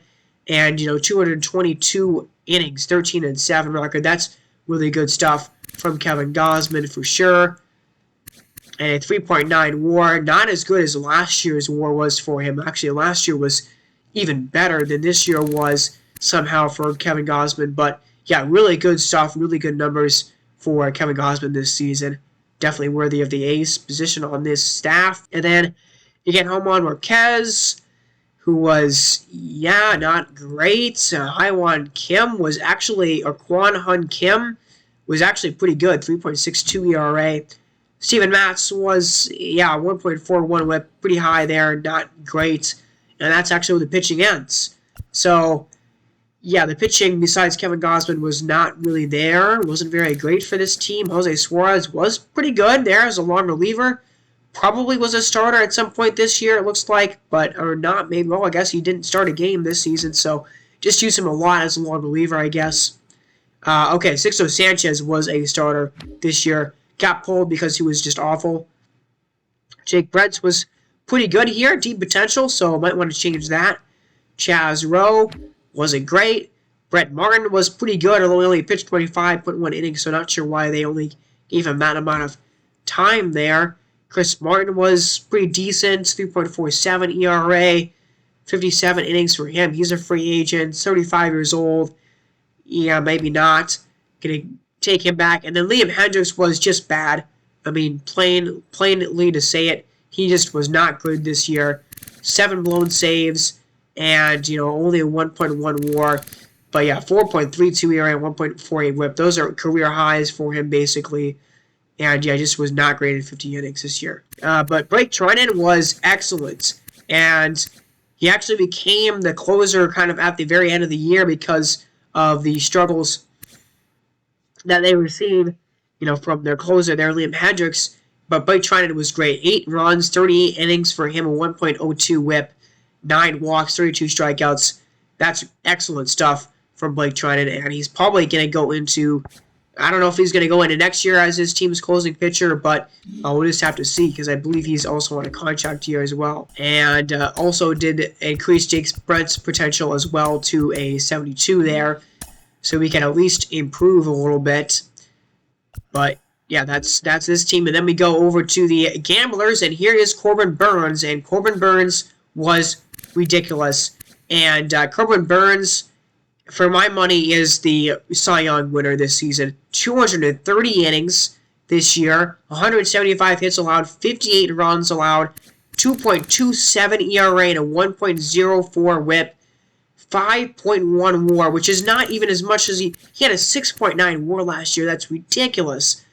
But either way, man, Corbin Burnes was just unreal this season. 211 strikeouts. So yeah, he led the majors in ERA. Nobody even really came close to his ERA this season, and he was just unreal. So, the home runs, he definitely gave up a lot more home runs than he ever really has in his past.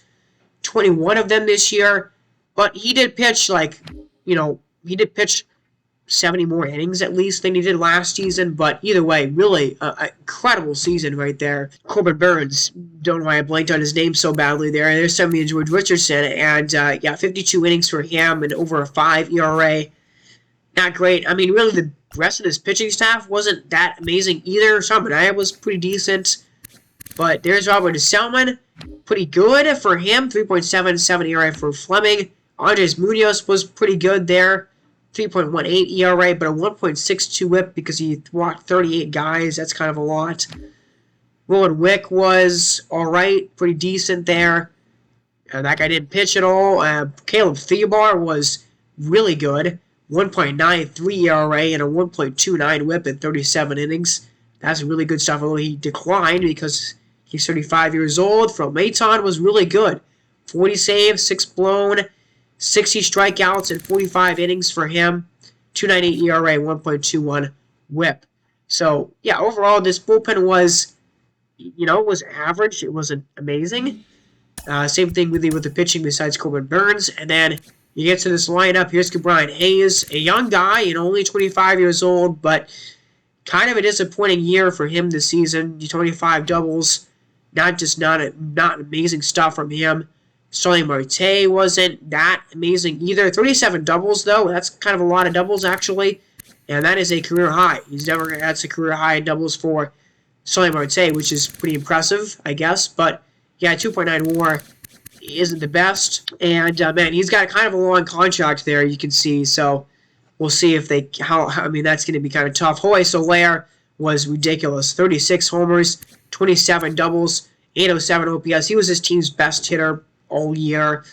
And, he's that guy that really is very quietly under the radar, just a superstar. 2.4 WAR for him. But, yeah, 36 homers, that's a career high. He just launches the ball. Franmil Reyes, 706 OPS. The home runs are decent, but, man, he didn't get on base a lot at all. 290 on base is bad. Tommy Edman they're not great. He had 39 doubles, which is kind of crazy, but nothing else amazing there. Rhys Hoskins was just very okay. Not anything spectacular for him. Brian Rocchio actually got a good amount of time, and he was pretty good. Okay, this is really encouraging. 21 years old. He's going to be a full-time starter next year. He had 18 hits and 64 at-bats. He did have a home run and 5 RBIs, so that's good stuff, man. I like to see that. And then Yan Gomes was just not great. So, yeah, this lineup really wasn't that good besides Jorge Soler. Just struggled a lot. And you see the bench there was not very good either. So, yeah, this is kind of, this team was just not amazing this year. And so that's a big reason why. And then you go to the Rattlers here. And the Rattlers just missed out on a playoff spot, barely. Josh Rojas was actually not terrible for him. 23 stolen bases is quite a bit. 41 doubles for Brian Reynolds, who was insane. 948 OPS. That's a career high. Career high in a lot of stuff for Brian Reynolds, including first time ever going over a 400 on base percentage. 8 WAR. That's ridiculous. Actually, a career high for him as well in that category.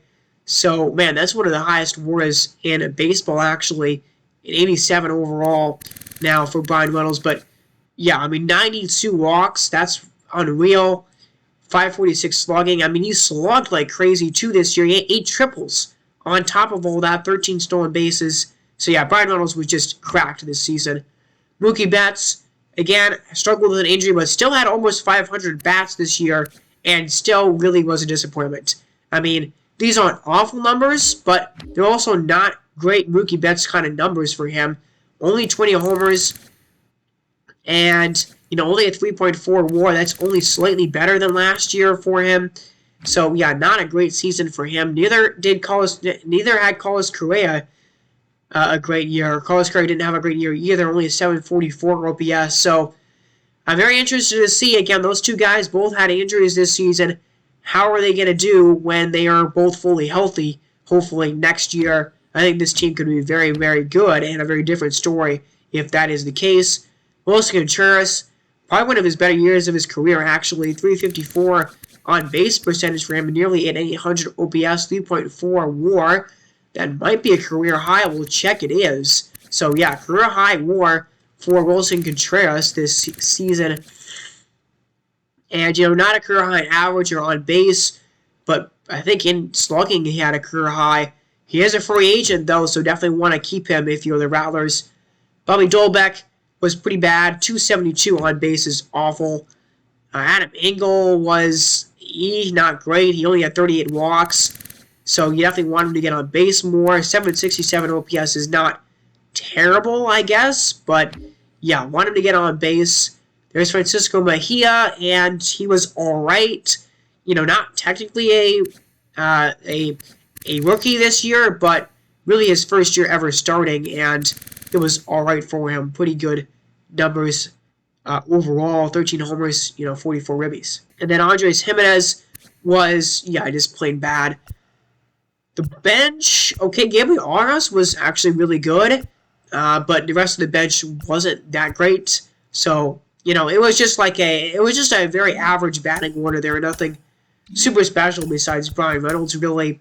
And then his pitching was also very average. It kind of held this team back a little bit because, Josh McCullers was their ace. And those are good numbers, but you kind of want that from only like a number 2 or number 3 kind of pitcher. And, not really from your ace. Blake Snell had a very disappointing season. Definitely. He was hurt in the beginning of the year, but those are not good numbers. Brett Anderson was actually their best pitcher this season, and he was a guy that had no expectations from me going into this year, but he ended up with a 3.21 ERA. Matt Manning, a really young guy at only 24 years old. Those are not good numbers, man.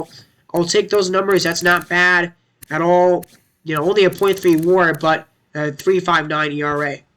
And then Luis Patino, 27 innings, so pretty small sample from him. Only 5 games started, 12 runs. 11 walks, 22 Ks. Yeah, I don't know how much you can really gauge from those numbers, but not terrible. Cody Hoyer was really good, actually, 59.2 innings, 2.4 ERA for him. Spencer Turnbull was a starter for most of the year and was pretty decent, actually, 190 innings, 3.78 ERA. Trevor Richards, D potential declining, 73 overall declining. Yeah, not a good year for him. Not a good year. Oh my gosh, Ana Ottavino was just dreadful. Absolutely awful. Will Smith was actually really good. 43 innings, 3.9 ERA, 3.09 ERA, 1.08 WHIP. So good stuff there. Jordan Romano was excellent. 49 saves, B potential increase now 83 overall now, and 72 strikeouts, a sub-1 whip. I mean, wow, 10 walks allowed and 37 hits, a 0.77 whip. That's one of the lowest that I've seen among closing pitchers. That's really good stuff. And here's the division winners. The Bees here were almost done, I promise. So Jack Flaherty had a really good season with a 3.12 ERA and a 1.33 whip. Chris Bassett, 3.23 ERA, 1.18 whip. I mean, this team's starting pitching is legitimately pretty scary. Miles Mikolas was insane. I mean, immediately after the trade, this team, remember, they got him in a deal, and Miles Mikolas just absolutely took off. He came into the trade with just above a 3 ERA, and he finished with a 2.6 ERA, which is a career high. So, yeah, Miles Mikolas popped off for a career year. Adam Wainwright was actually pretty good for a 40-year-old pitcher here. And then Jack Leiter, 36.2 innings. Those are good numbers. 3.44 ERA, 14 runs. Yeah, Jack Leiter should be a staple of this team's pitching staff for years and years to come because he's going to be a starter next year. So, really good pitching staff, man. I really like this pitching staff a lot. And we'll see how much it can carry them going into the wildcard series. Or the playoffs divisional round. There's Jameson Lamet, was a starter this year, had a pretty good season for him. Evan Marshall was really good, 40 innings for him, basically 2.68 ERA. Joe Lucchesi was not great. Adam Kolarek, 41 innings, 2.61 ERA. I mean, he's only a 67 overall. And then Scott Barlow was ridiculous, 32 holds, 2.09 ERA, and a 1.28 whip. Yeah, those are some crazy numbers. 10 runs allowed for him and a .06 WAR, so really good stuff. And then Tyler Rogers, he had a kind of a high ERA, 3.44, maybe a little bit too high that you want your closer to be. And he didn't strike out a ton of guys, but he only blew 3 saves this season, so he was very, very efficient, is what I'll say. And, he ended up with 52.1 innings pitched, a 3.44 ERA. So, yeah, overall, really good starting rotation, really decent bullpen here. What's going to hold this team back is probably going to be this team's hitting, because without Acuna, this team is going to probably struggle to score some runs. Nick Madrigal was good. The average is 285, 159 hits. Yeah, we'll take those numbers, kind of, get him on base. That's really what his job is there, and he did that all right, decently well. Joey Wendell was okay, pretty decent, 34 doubles. That's a career high for him. 717 OPS. CJ Cron, he was injured this season, and even when he was playing, he really wasn't, really CJ Cron-like. Of course, he had a huge home run down the stretch of the season for this team. But then he got Teoscar, 25 homers, 79 RBIs. He's a free agent going into next year, so that'll be interesting how they handle that. But, yeah, 745 OPS was just okay. Miguel Andujar was pretty alright, I guess, pretty decent, 708 OPS. Luis Torrens was not very good in 195 at-bats, actually. That's kind of disappointing. DJ Stewart was really good, though. 291 at-bats. He's going to be a full-time starter next year, so he's going to get a lot more plate appearances. But he finished with an 849 OPS and a 361 on-base percentage with a 261 average, 45 walks for him. That's really impressive. So, yeah, I really like DJ Stewart there going into next year for them. I think he's going to play a very critical role in this offense next year. But yeah, Dubbo Herrera and Elias Diaz are just not very good. Anderson Simmons was actually not a bad bench bat for them. Michael Stefanik was all right. Pazzo was okay. I mean, the bench wasn't maybe that terrible, but again, without Ronald Acuna Jr., this team is going to really need some of these guys to step up. And, Acuna, we kind of talked about his maybe struggles this year, especially with the average and the on-base. Only finished batting .241 with a .333 on-base percentage. This is not nearly what he did in real life, of course. But, still at 29 doubles, still at 26 homers and 72 RBIs, still at an 816 OPS. So, maybe it's not, maybe necessarily like 99 overall under the Acuna crazy numbers, but he did have a 5 WAR. That's higher than he did last year. So he's only 24 years old, and he's a 99 overall. So yeah, I mean, maybe it was a step back for Ronald Acuna Jr. in some ways this year, but still, this guy is so young and he's so good that he's just going to be, I mean, he's going to continue to be this team's superstar this going into next year for sure, without a doubt. But yeah, it did really suck that he got hurt and that he's going to miss the playoffs for the Bees here. And then we got two more teams here in this NL West, and here's the Sharks, and here's Julio Urias, who was definitely this team's ace, and he was this team's ace for a reason. 25 years old, and a 3.18 ERA, 1.11 WHIP. Definitely good stuff from Julio Urias. Michael Kopech was pretty bad, actually, over 5 ERA. Yikes. Jamison Taillon, 3.2 ERA, really good numbers. He is a free agent, though, so we'll see if they can return him. I think they would want to. Wayne Miley is also a free agent, and I don't know if they would want. I mean, he had a really good year this year. Actually, probably one of his better years of his career.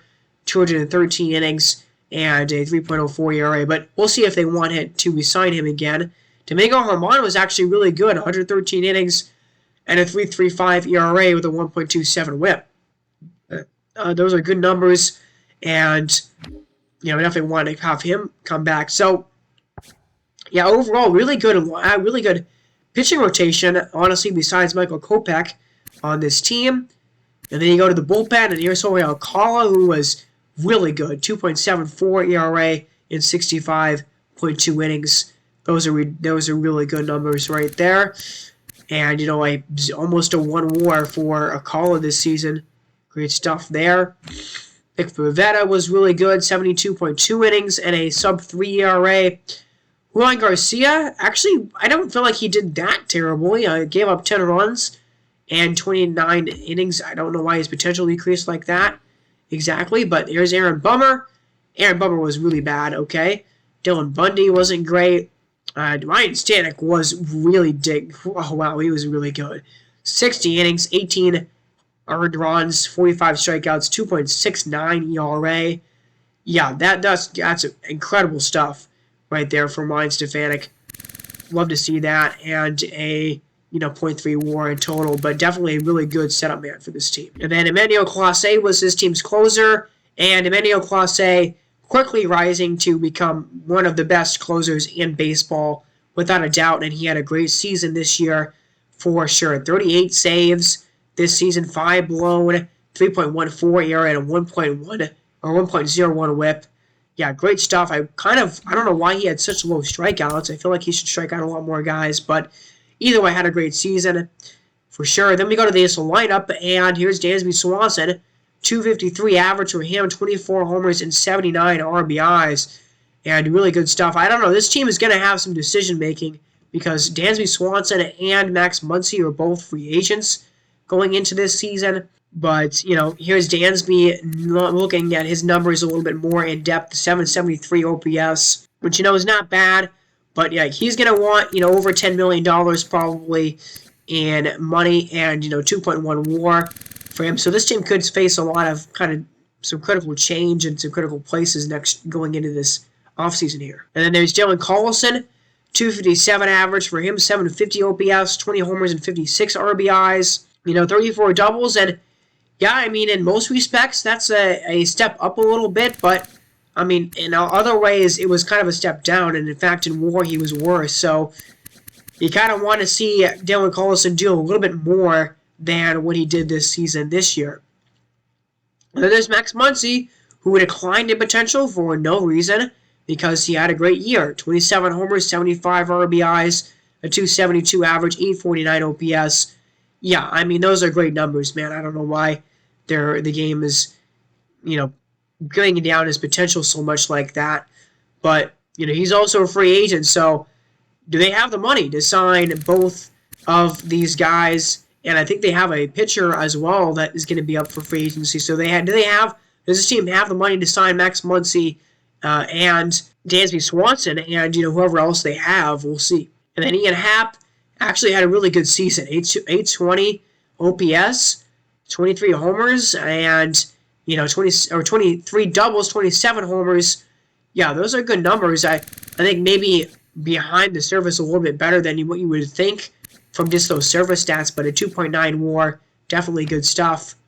Jorge Polanco was okay. He was decent. 28 years old. We'll see how they kind of go with him. But there's Eduardo Escobar.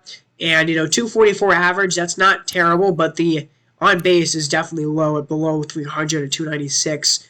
730 OPS, 23 homers, 84 ribbies. So, yeah, he was maybe one of the better hitters on this team, but overall was just pretty decent and okay for the offense. And then Mike Zunino, 20 homers for him, but a 208 average and 288 on base. That's not good. Bad stuff there. Christian Walker was okay. He wasn't anything super special for this team.